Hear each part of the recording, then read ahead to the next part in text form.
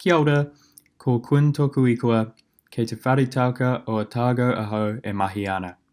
Kia ora, my name is Quinn. I'm a science communicator at Otago Museum, and today I'm going to be taking you through our night sky and looking at a group of constellations called the Zodiac.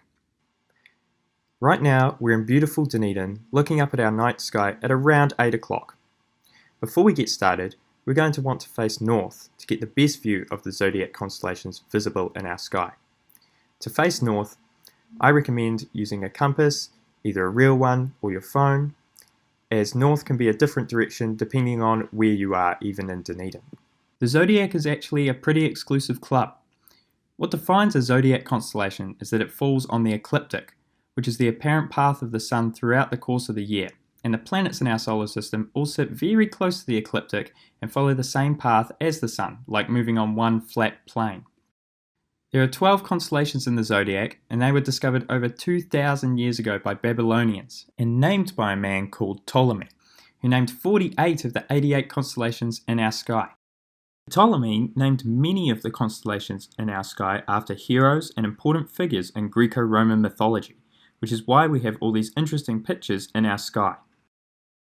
Back then, the Zodiac was considered set in stone as they saw it.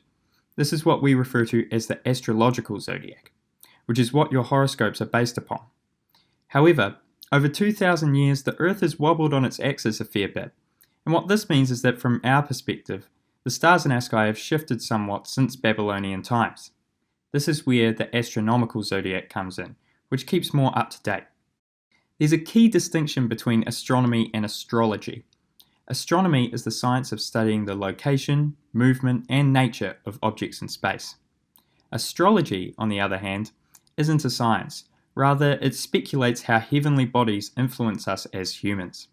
The biggest difference between the astrological and the astronomical zodiac centers around one constellation called a Fucus.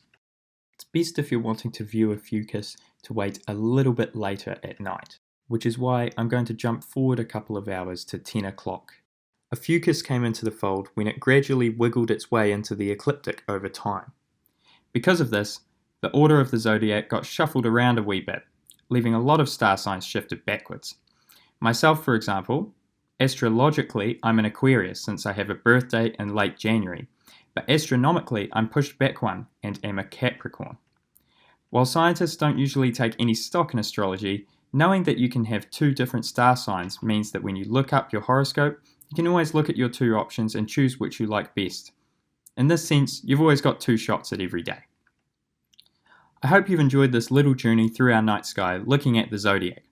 If you want to learn more about other bodies and objects in our night sky, check out some of our other stargazing videos and be sure to visit our Perpetual Guardian Planetarium when we open to the public again.